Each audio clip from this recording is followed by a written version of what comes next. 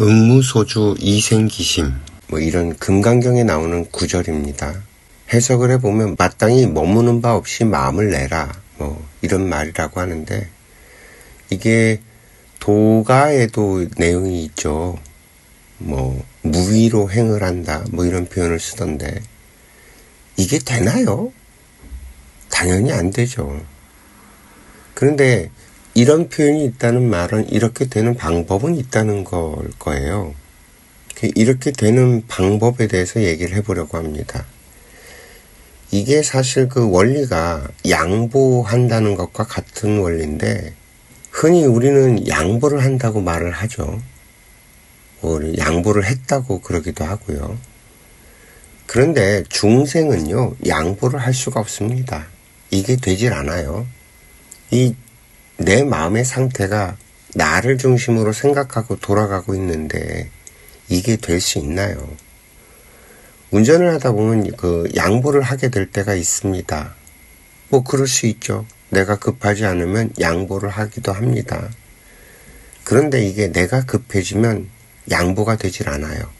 이 환경이 조금만 변해도 생각이 달라지게 되거든요. 만약에 한번 이렇게 양보를 했더니 계속해서 끼어들어오면 어떻게 될 것 같아요? 바로 쌍욕이 나올 겁니다. 이건 양보가 아니라는 거예요. 내가 운전이 서툴거나 아니면 운전을 느긋하게 하다가 그저 끼어들기를 당하는 것 뿐이죠. 그런데 또 우리는 양보하는 것이 미덕이라고 그럽니다. 그렇다면 왜 양보는 미덕이라고 하는 생각이 만들어졌을까요? 조금 다른 환경으로 한번 상상을 해봅시다. 어떤 할머니가 리어카를 끌고 갑니다. 힘들어 하시죠? 그럴 때 누군가 리어카를 이렇게 밀어줍니다. 우리 잘할 때는 그런 광경 꽤 많이 봤었죠. 그런데 이 환경을 한번 좀 바꿔보자고요. 매일 같은 시간에 할머니는 리어카를 끌고 언덕으로 올라갑니다. 그게 할머니의 일이에요. 그런데 매일같이 같은 시간에 나도 그곳을 지나갑니다. 매일 할머니의 리어카를 밀어줄 수 있을까요? 잘해야 한두 번은 가능해도 매일은 안 될 겁니다. 나도 알게 된 거죠. 그게 할머니의 일상이라는 사실을. 또 다른 얘기로 넘어가 볼까요? 매일 출근길에 그 내부 순환로를 운전해서 가시는 분들은 알 거예요. 끼어들기를 하면 안 된다는 걸. 그럼에도 불구하고 끼어들기를 시전하는 차들이 있죠. 분명히 있습니다. 물론 그 끼어들기 감시 카메라가 있는 곳에서는 안 하겠지만 그렇지 않은 곳에서는 끼어들기를 하는 차들은 언제 어디서든 나타납니다. 그럼 나는 양보를 했을까요? 아마도 그 긴장을 풀고 있다가 끼어들기를 당했거나 내 운전이 서툴러서 차간 거리를 좁히지 못해서 끼어들기를 당했거나 했을 거예요. 그렇다면 이 세상에 양보는 없는 것이냐? 그렇지는 않다는 거죠. 없으면 그 양보라는 단어 자체가 그 말이 나올 리가 없잖아요. 그런데 양보는 그런 식으로 어설프게 이루어지는 게 아니라는 거예요. 아까도 말씀을 드렸듯이 이 중생들의 근기에서는 양보가 불가능합니다. 그러나 이 말을 다시 생각해보면 중생의 근기를 넘어선 사람들은 가능하다는 말이 되죠. 그러면 어떤 사람들이 양보가 가능할까요? 일단은 힘이 있어야만 될 겁니다. 리어카를 끄는 할머니의 리어카를 밀어줄 수 있는 힘이 있어야 도움을 줄 수 있겠죠. 이처럼 모든 상황에서 그렇게 해줄 수 있는 힘과 실력이 있는 사람만이 양보와 배려를 해줄 수 있다는 말입니다. 가령 예를 들어서 건물에 들어갈 때 문을 열어주는 매너, 이것도 마찬가지예요. 문을 열어줄 수 있는 힘이 있어야지 이 문도 무거워서 열기 어렵고 문을 열고 들어가면서 문을 잡아줄 수 있는 힘도 없다면 문을 열어주고 문을 잡아주는 그런 매너는 할래야 할 수가 없잖아요. 이해가 좀 되실까요? 그리고 또한 내가 시간의 여유가 있어야 할 겁니다. 시간에 쫓기는 사람은 그런 양보를 해줄 수가 없다는 거예요. 시간의 여유가 있다는 말은 내 삶 자체가 항상 그런 여유로움이 꽉 차 있다는 얘기예요. 그리고 마지막으로는 뭔가를 아는 사람입니다. 모르는 사람은 할래야 할 수가 없어요. 그 자동차를 운전하더라도 이 앞만 보면서 시야가 좁은 사람들이 있어요. 이런 사람들은 양보가 불가능하죠. 아니, 내 갈 길도 급하고 버거운데 양보가 가능하겠냐는 말이죠. 그런데 운전 실력이 좋아서 전후 좌우 다 볼 줄 아는 실력과 능력이 되는 사람들은 급하게 운전하는 차가 뒤에서 막 달려오는 게 보입니다. 그 대표적인 게 119 구급차 같은 거죠. 소방차도 그렇고요. 그래서 그런 걸 피해줄 수 있는 사람이 있고요. 그게 안 되는 사람들이 있습니다. 많죠. 또 그게 안 보이고 안 들리는 사람도 있어요. 그리고 양보해주기 싫은 사람도 있죠. 귀찮아하고 내 할 바 아니라고 무시하는, 정말 자기밖에 모르는 그런 근기의 사람들이 반드시 있습니다. 이것도 굉장히 많아요. 그래서 그걸 한마디로 해서 설명을 한 거예요. 이 중생의 근기에 있는 사람은 절대 양보나 배려를 할 수 없다고 말이죠.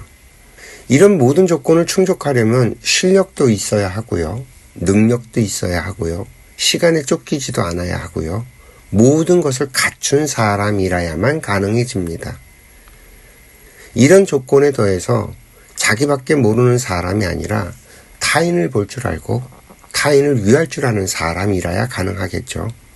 이 세상은 둘이 아니고 하나라는 사실을 아는 사람, 그리고 이 세상에 인간의 몸을 받아 태어나는 일이 사실은 빚을 갚기 위해 태어났다는 걸 아는 사람, 그래서 너를 위해 살기만 하면 내 삶은 저절로 이루어진다는 원리를 아는 사람, 그저 빚 갚는 일이 내 인생의 전부라는 걸 아는 사람, 그런 사람만이 양보나 배려 같은 걸 할 수 있다는 말입니다.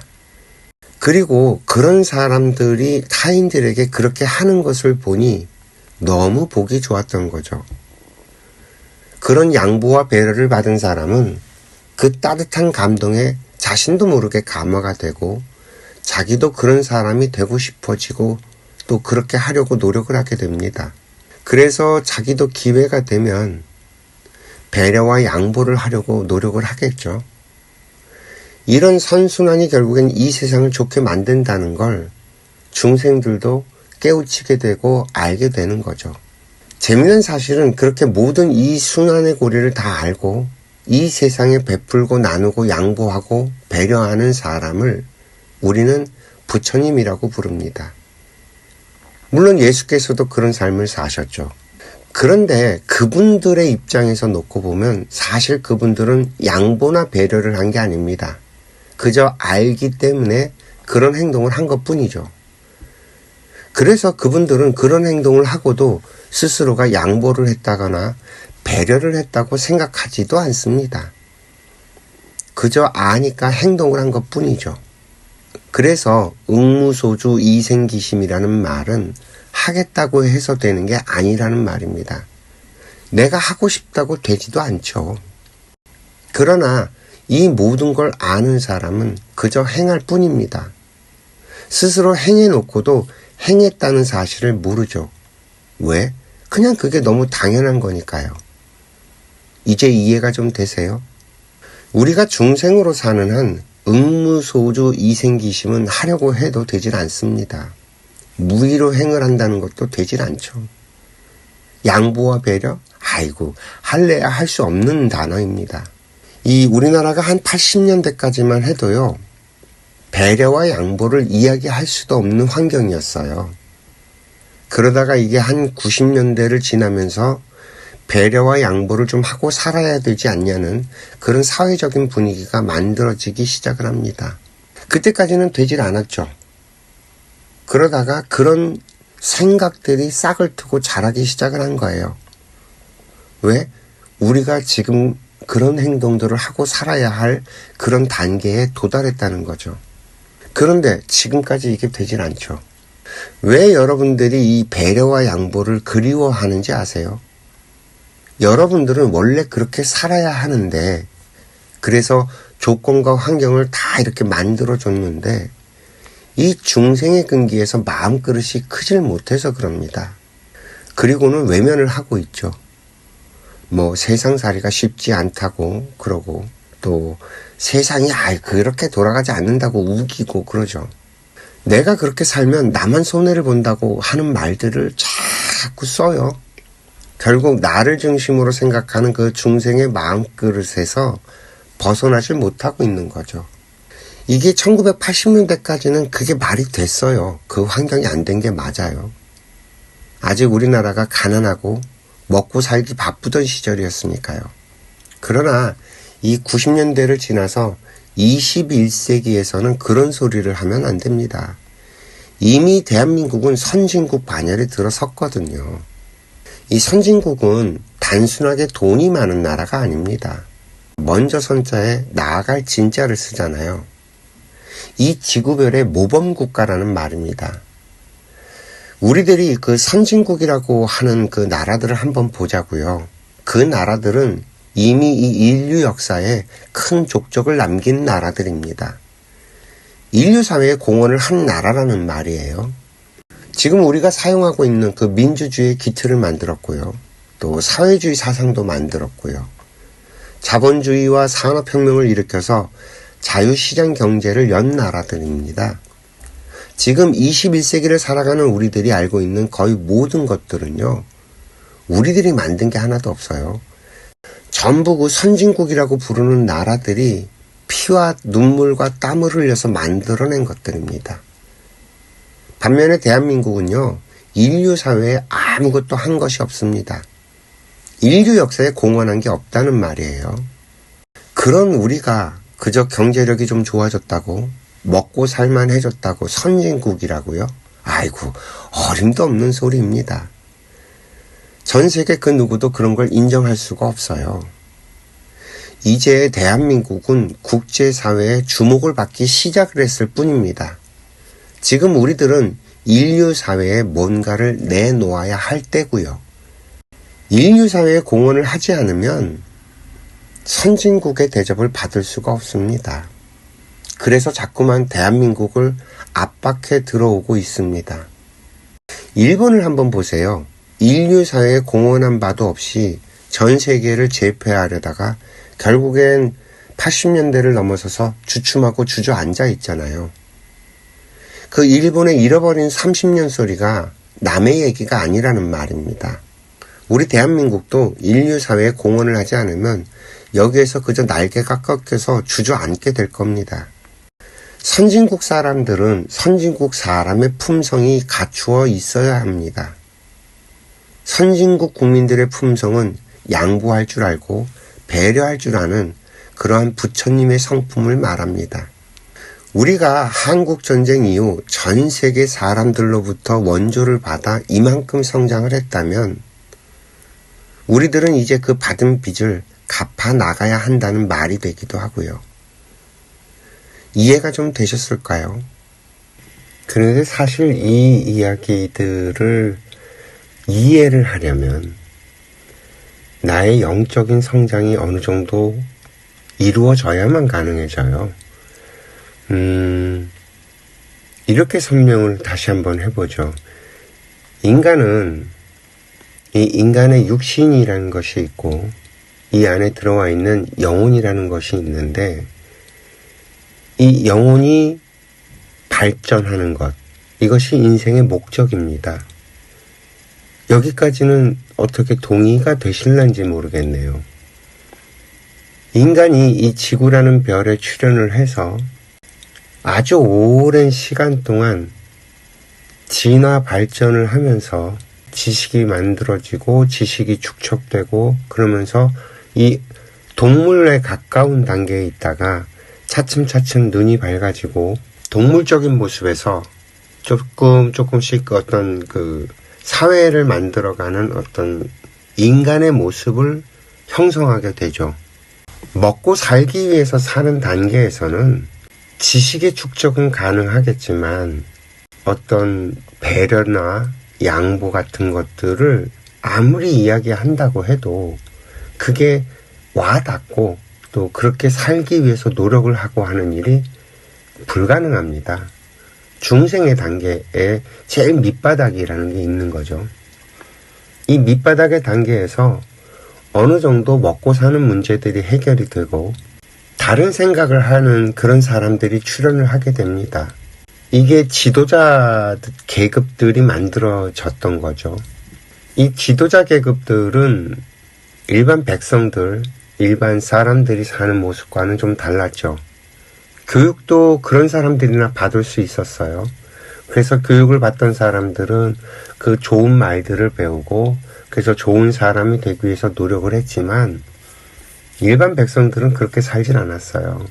그냥 먹고 살기 위해서 막 이리 치고 저리 치고 그 하나라도 더 갖기 위해서 치고받고 싸우고 하면서 그러는 와중에 계속 끊임없이 지식들이 만들어지고 진화 발전을 하고 해왔던 거죠. 그게 거의 19세기까지 그런 일들이 반복이 됩니다. 지도자들은 어떤 모습이어야 되는지 뭐 이런 것들도 만들어내고요. 어떻게 정치를 해야 되는지 그리고 우리 인간이 어떤 모습으로 살아가야 되는지 이런 것에 대한 끝없는 실험을 통해서 자꾸 새로운 것들을 시도하고 도전하면서 지식들이 점점 팽창을 하죠.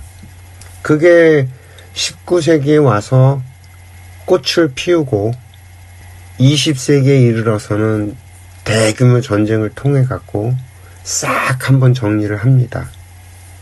그 기반 위에 20세기가 흘러왔죠. 민주주의와 공산주의, 뭐 자본주의와 사회주의, 뭐 이런 커다란 이념의 대립으로 갈라서서 말이죠. 그리고 각자 노력을 통해서 어느 것이 더 나은지 결국에는 20세기가 끝날 때쯤에 정리가 됩니다. 자유민주주의와 자본주의의 승리로 끝이 나는 것처럼 보였죠. 그리고 공산주의, 사회주의는 문을 닫는 것처럼 보였습니다. 그런데 지금 21세기가 되고 난 다음에 한 20년 넘게 지나면서 어떤 일이 벌어지고 있나요? 사회주의, 공산주의 세력들이 다시 고개를 세우고 힘을 발휘해 가고 있지 않나요? 지식의 팽창까지는 왔어요. 지적 성장이 거기까지 이루어졌다는 말인 거죠. 근데 그 지식들을 가지고 한 단 더 넘어선 평화를 얘기하고 자유를 얘기하고 양보와 배려를 할 수 있는 이런 단계까지는 이르지 못한 겁니다. 인간이.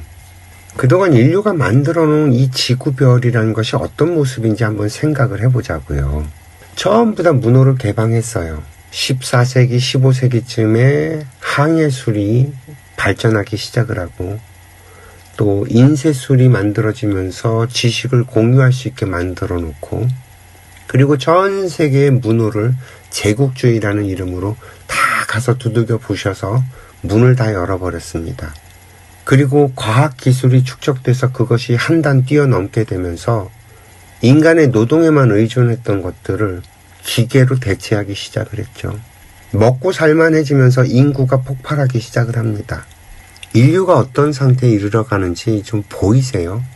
이 지구별의 인류는 발전해 오는 단계가 있어 왔다는 겁니다. 그것도 아주 마디게 계단식으로 서서히 발전을 했죠. 최초 인류는 불을 사용할 줄 몰랐어요. 그러다가 누군가가 나타나서 불을 사용할 수 있는 법을 알려줍니다.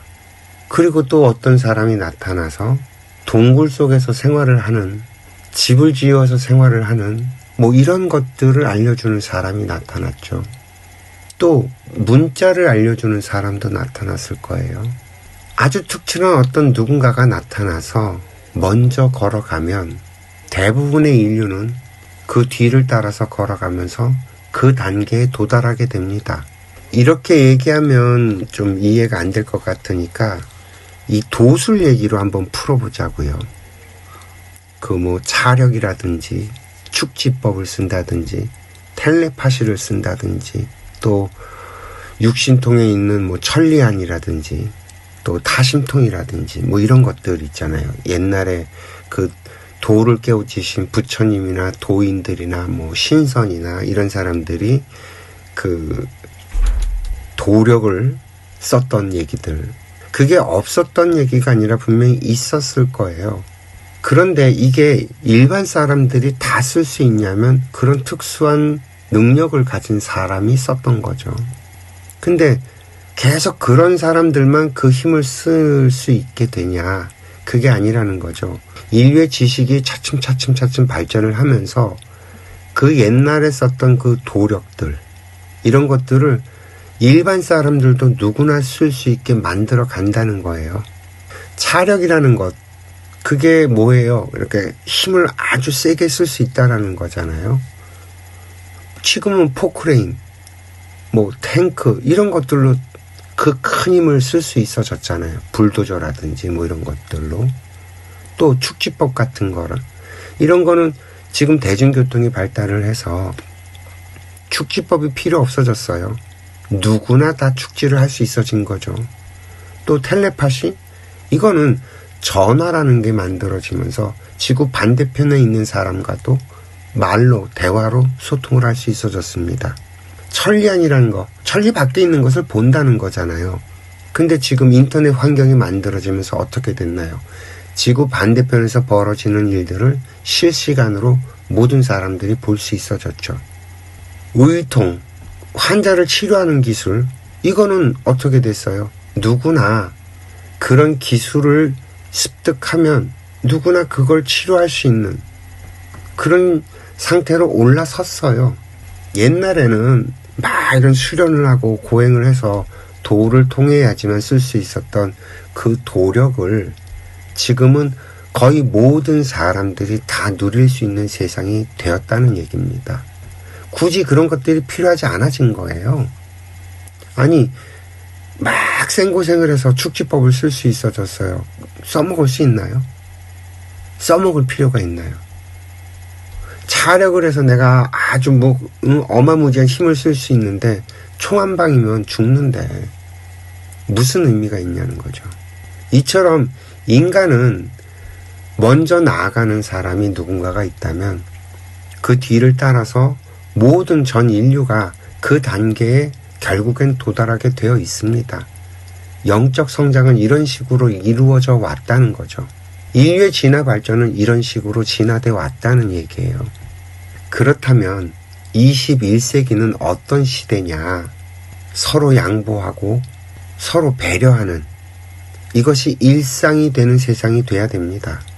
그러기 위해서는 우리가 마음 씀씀이며 생각하는 것들, 이런 것들이 나 혼자만 아는, 나한테 갇혀있는 상태가 아니라 타인들이 눈에 보이고 타인들의 생각을 내가 할 수 있는 그런 마음 단계로 성장을 해야만 돼요. 아까 이야기했던 걸 다시 이어서 얘기해보면 이 지구가 발전해서 우리가 만들어 놓은 이 지구별이 어떤 상태냐면 저 지구 반대편에서 만든 제품을 대한민국에서 사용을 해요. 아프리카에서 생산한 커피를 지구 반대편에 있는 대한민국에 있는 우리가 마십니다. 저 칠레에서 생산한 포도주를 우리가 마셔요. 또 우리가 만든 무수히 많은 제품들을 전 세계에 있는 인류의 사람들이 사용을 합니다. 나만 잘 산다고 되는 게 아니라 지구 반대편에 있는 누군가도 나를 위해서 노력을 해줄 때 나는 커피 한 잔도 마실 수 있고 포도주도 마시는 여유를 누리면서 살아갈 수 있는 거예요.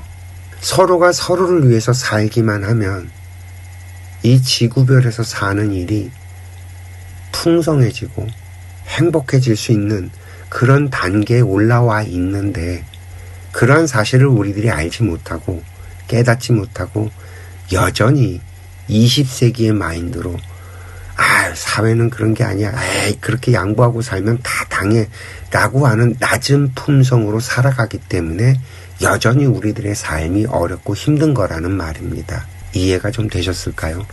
여러분들이 이런 우주가 운행되는 법칙, 그리고 지금 이 지구가 운행되고 있는 법칙, 그리고 진화 발전의 단계가 어디에 와 있는지, 그리고 우리는 원래 너와 내가 둘이 아닌 하나였다라는 이런 사실들을 알기만 하면 양보, 배려는 저절로 되고요.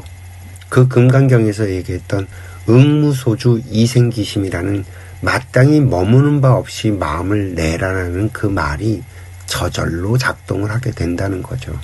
안 되는 걸 억지로 하라는 게 아니라 이런 사실들을 우리가 깨닫게 된다면 우리가 가야 할 길은 너무 명료해집니다.